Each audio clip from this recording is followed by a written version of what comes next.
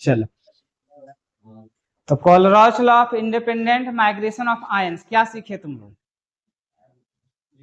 ये क्या बताता है? किसके लिए अप्लाई होता है ये? सबसे पहले एप्लीकेबल किसके लिए होगा? All types of electrolyte.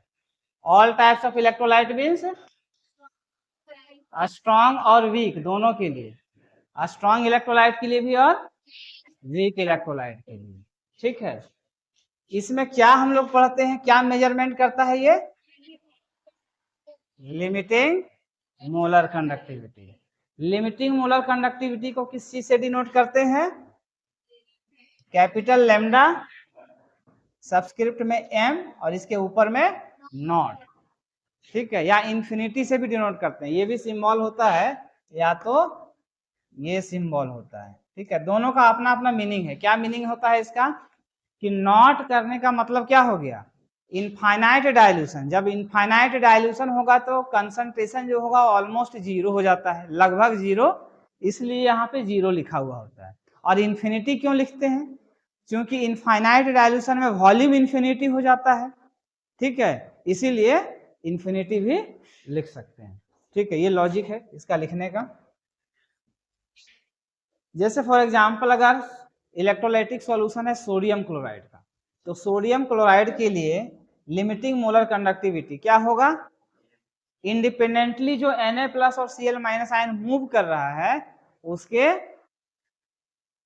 Individual limiting molar conductivity के जोड़ के बराबर, यानी limiting molar conductivity of Na+ plus limiting molar conductivity of Cl-। ठीक है, दूसरा इलेक्ट्रोलाइट देखते हैं अगर एसिटिक एसिड, तो एसिटिक एसिड के लिए क्या होगा? CH3CO- का लिमिटिंग मोलर कंडक्टिविटी और H+ आयन का लिमिटिंग मोलर कंडक्टिविटी। ठीक है, उसी तरह अगर MgCl2 के लिए लिखेंगे तो क्या हो जाएगा? Mg2+ का और Cl- का, लेकिन Cl- यहाँ 2 है इसलिए 2 से मल्टीप्लाई होगा। इन जनरल अगर कोई इलेक्ट्रोलाइट हो, अगर AX/BY, कोई इलेक्ट्रोलाइट हो AX/BY, तो इसके लिए क्या हो जाएगा? XAY plus YB, X minus में टूटता है यानी X time limiting molar conductivity of AY plus Y times limiting molar conductivity of BX minus. ठीक है, जैसे फॉर एग्जांपल मान लो अगर Na2SO4 है, क्या है? Na2SO4, इसका लिमिटिंग मोलर कंडक्टिविटी क्या लिखोगे बताओ? लिख के बताओ।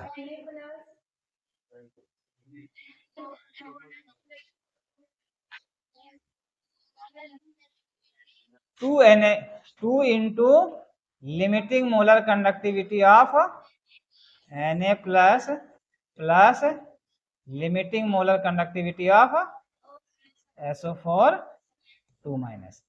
ठीक है, तो यही क्या है? यही क्या है? इसी को कहते हैं कोलरॉच लॉ। ठीक है, इसका क्या क्या एप्लीकेशन होता है? पहला एप्लीकेशन है calculation of limiting molar conductivity, calculation of limiting molar conductivity.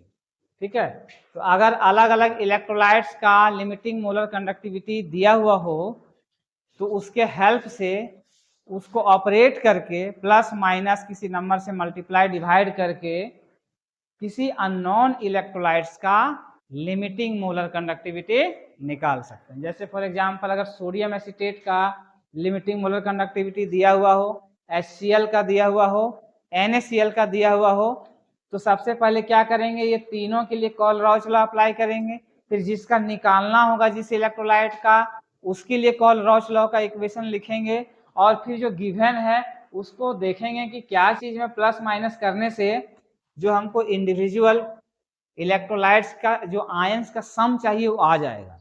ठीक है, और उस तरह से ऑपरेट करके उस अननोन इलेक्ट्रोलाइट्स का लिमिटिंग मोलर कंडक्टिविटी डिटरमाइन कर सकते हैं। ठीक है, नेक्स्ट एप्लीकेशन इसका क्या है?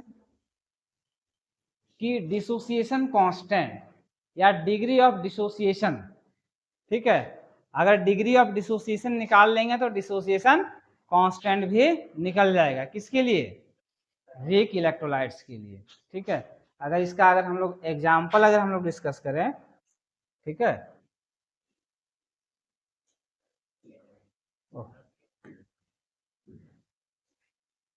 एग्जाम्पल अगर लेते हैं तो थोड़ा सा तुमको पीछे जाना होगा 11th क्लास में, केमिकल इक्विलिब्रियम, आयनिक इक्विलिब्रियम, ठीक है। आयनिक इक्विलिब्रियम का इक्वेशन लिखो सबसे पहले।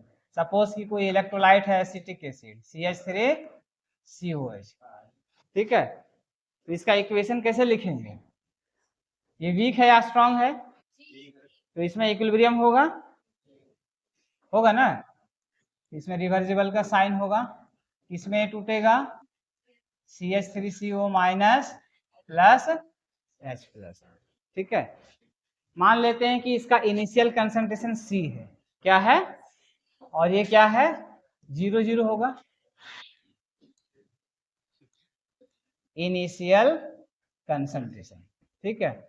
और फिर concentration at equilibrium, concentration at, ठीक है, जब इक्विलिब्रियम अचीव करेगा तो इसका डिग्री ऑफ डिसोसिएशन मान लेते हैं अल्फा है, तो C माइनस C अल्फा होगा। ये सब बताए हैं लिखने के लिए, ये C अल्फा होगा, ये C अल्फा होगा। सॉल्यूशन में भी एसोसिएशन डिसोसिएशन के लिए बता चुके हैं, ठीक है। तो ये हो गया क्या, ये क्या हो गया, कंसंट्रेशन, ठीक है। अब इसमें क्या होता है, अल्फा जो होता है, अल्फा का कैलकुलेशन दो तरीके से हम लोग करते हैं।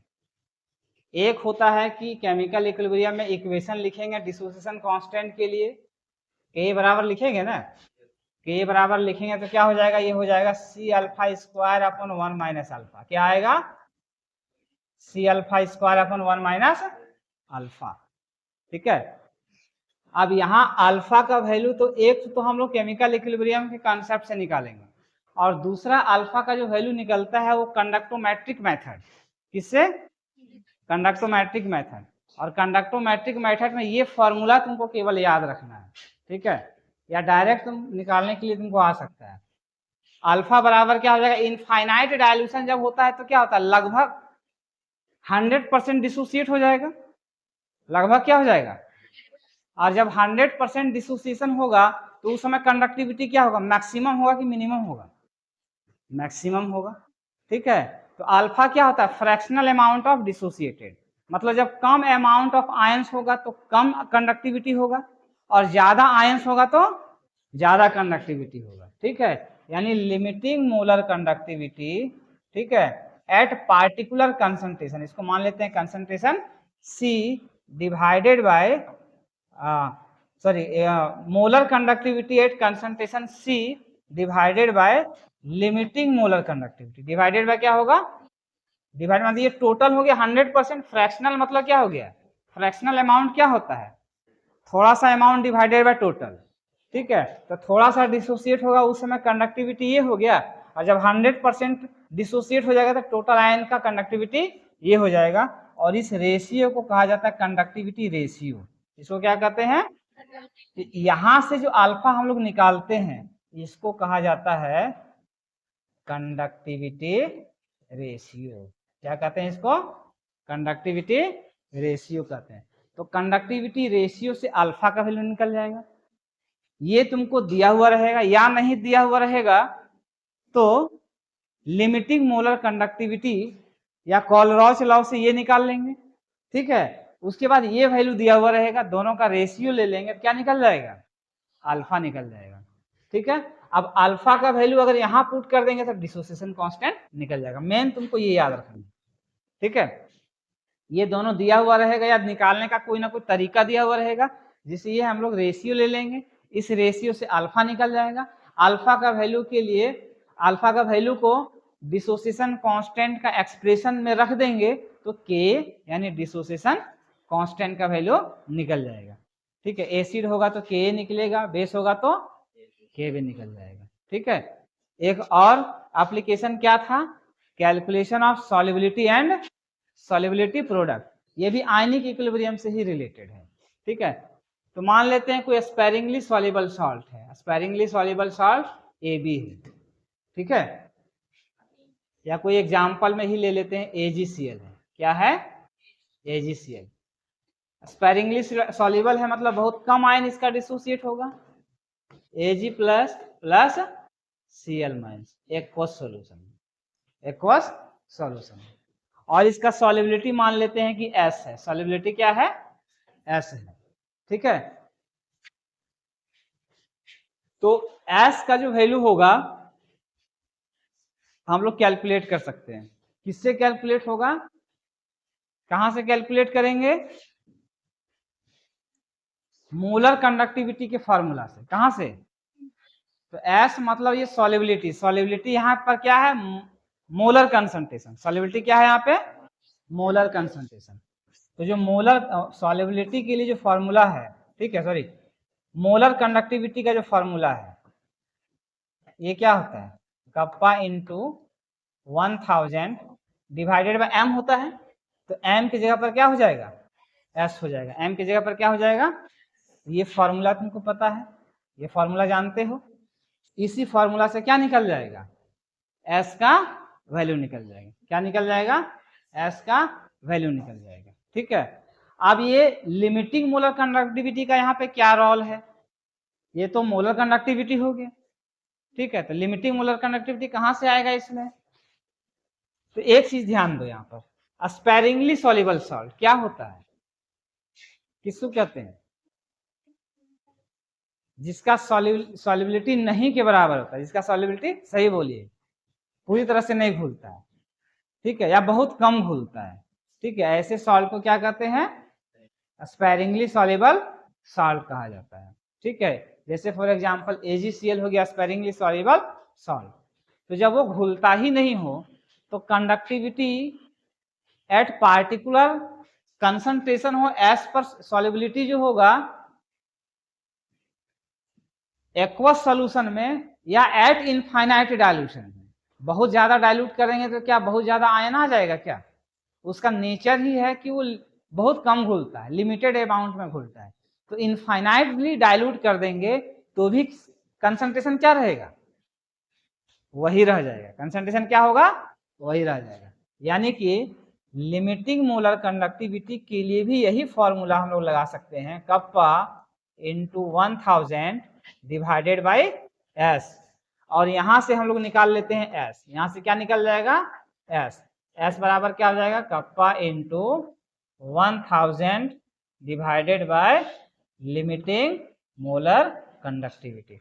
समझ में आ गया कहां से निकालेंगे एस का वैल्यू, सॉल्युबिलिटी कैसे निकलेगा, और फिर सॉल्युबिलिटी जब निकल जाएगा तो सॉल्युबिलिटी प्रोडक्ट निकाल सकते हैं, जैसे KSP लिखेंगे तो KSP इसके लिए क्या हो जाएगा concentration of Ag plus into concentration of Cl minus, Ag plus और Cl माइनस का वैल्यू बैठा देंगे, Ag प्लस मतलब कंसंट्रेशन S ही है, तो S कितना हो जाएगा कप्पा इंटू, यहाँ क्या हो जाएगा kappa into 1000 divided by limiting molar conductivity, इसका डबल हो जाएगा मतलब इसको कर सकते हैं ये स्क्वायर, ठीक है।